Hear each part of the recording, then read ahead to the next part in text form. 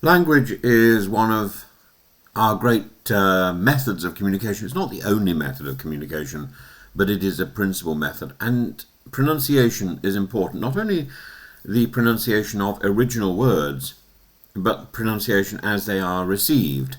So, for example, in British English, I would talk about Socrates and Plato, but I should really talk about Socrates and Platon and Aristoteles. But I don't, because I have to conform to the English method or to the British method. Pronunciation matters. In Russian, Vladimir Putin's name is pronounced Putin. The stress falls on the first syllable. In English media, we often hear Putin, which softens or distorts the Russian vowels. His surname derives from the Russian root put, which means path or way, also related to putovoy, meaning worthy or fit for purpose. And I'm not really prepared to go in that direction. There is irony in this etymology now, as his path is increasingly admired in error. Today, Putin's strategy oscillates uneasily between the theatrics of strength and the visible decay of actual power.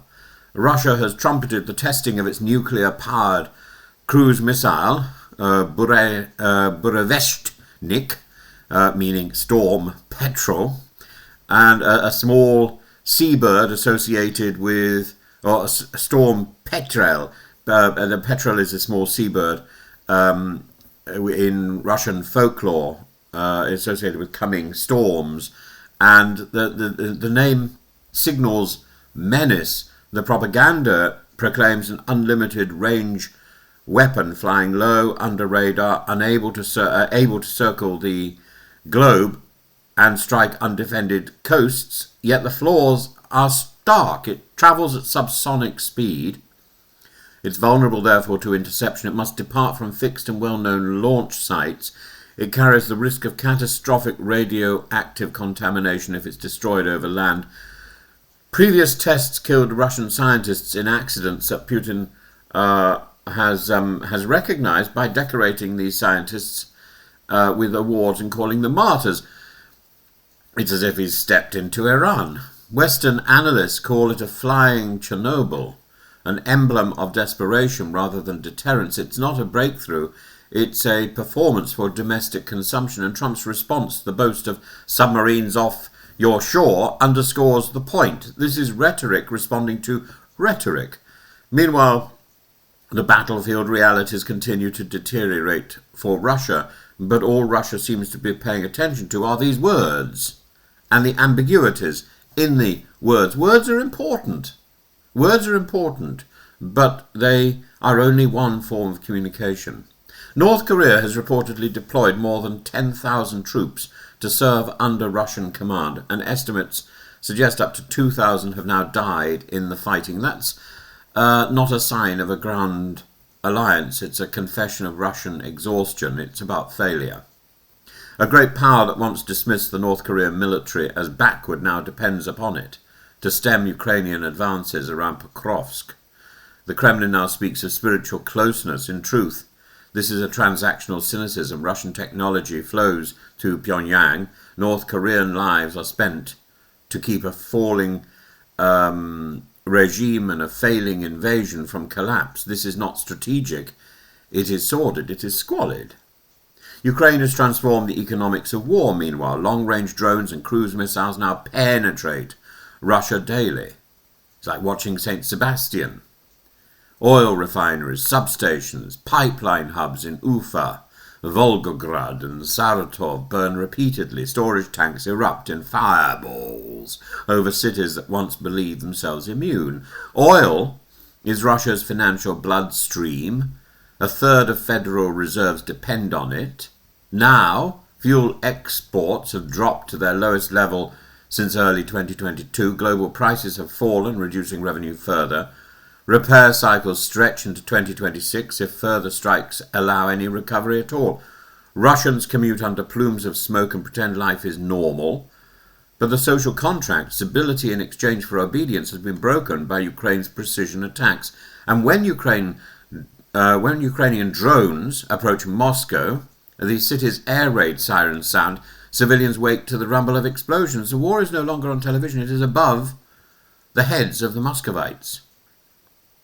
The problem is a lot of Western media thinks that we just keep ratcheting up the sanctions and then Putin will crumble. That's not how it's going to be, I'm afraid. Putin can rely on a land which is so vast and so plentiful. It doesn't need the trade from the rest of the world. It doesn't need Donetsk. It has plenty of resources of its own. And it's quite used to surviving on its own, but it will be a different type of survival to the Russian life that has been lived since the collapse of the Berlin Wall. Putin once said that Russia's S-400 systems were invincible. Turkey and India bought them. China praised them. Yet British and French Storm Shadow and Scalp missiles fly far below detection and strike deep facilities in Bryansk and Belgorod.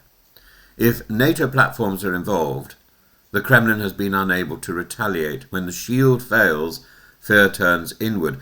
Officials' jets fleeing Moscow towards bunkers in the Urals during a major drone missile attack spoke louder than any press release. That was just a few days ago. They no longer trust their own defences. They flee.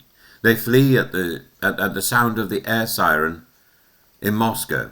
Faced with internal weakness, Putin strikes outward in fury. He pulverizes Ukraine's power grid to produce winter misery. He repeats apocalyptic threats to make himself as the indispensable protector, but the pattern is plain. Nuclear posturing masks conventional inferiority. Foreign fighters mask demographic crisis. Drone strikes on Russia mask Ukraine's ability to innovate. Economic decline masks Putin's global isolation. The more he insists that everything is going according to plan, as he did yesterday to the North Korean diplomat, the more the world sees that the plan is failure. Putin once promised Russians a recovering nation empowered by history, united by prosperity. I've lived in Russia. I've lived in Moscow for many years. I think Moscow. I don't know any other cities in Russia except for Moscow, but I think Muscovites, Russians are tremendous, to pick a word from Trump's vocabulary, tremendous and resilient and spirited and inventive and endlessly surprising, but they're ruled by a madman whose name can be pronounced variously.